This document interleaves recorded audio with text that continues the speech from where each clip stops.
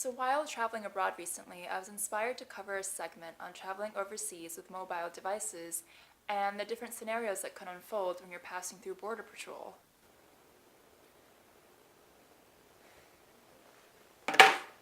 You open phone now. What would you do in that situation? Do you have the right to refuse to provide your password or fingerprint to a border guard?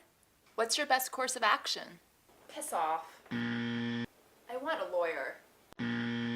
If I say no, will I miss my flight? Okay, whatever. I wish to speak to an advocate for my consulate.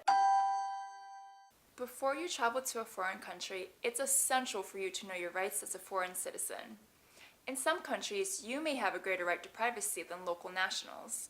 Let's take a look at how your electronic devices could be used against you when you're crossing international borders. Since every country is different, it's important to do research in advance. What could be a non-issue in one country could mean jail time in another, and your computer or cell phone could hold the key to your jail cell. Once inside your phone, the border guard or policeman can access your social media accounts, which would offer a window into your intentions and violates your right to privacy. Does your phone contain any images or conversations with you complaining about religion or government?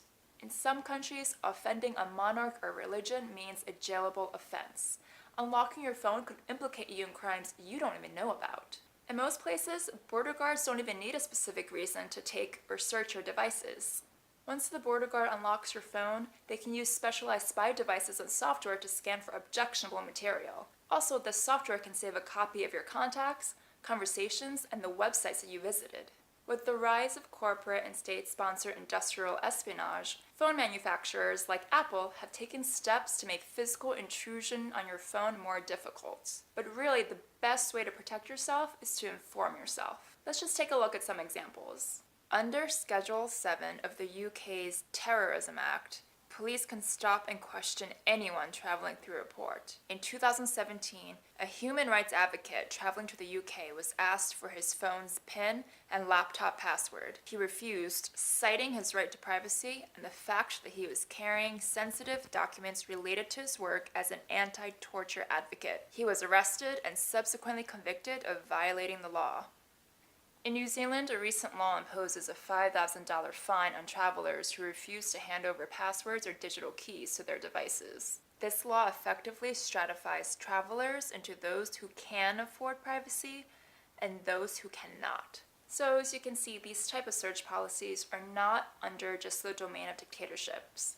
Even being gay or a democracy proponent could be a crime in some places, and your social media history could easily implicate you.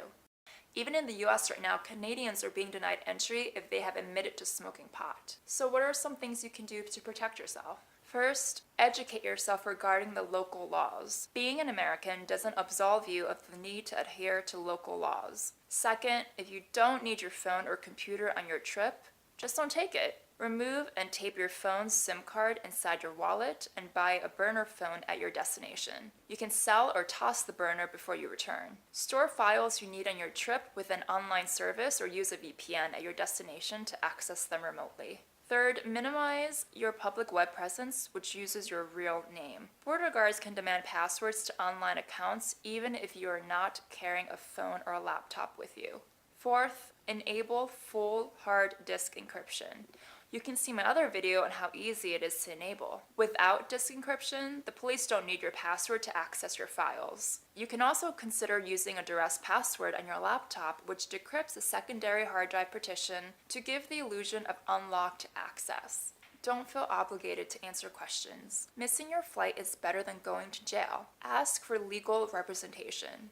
As an American in Japan, you have a right to counsel from your consulate in police interviews, a right which the local Japanese don't even have.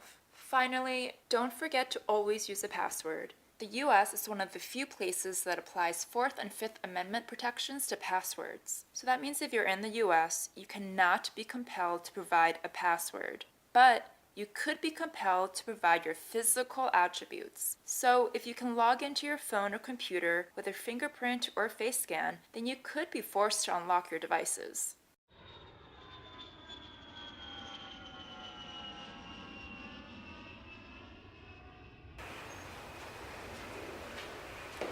Anything to declare?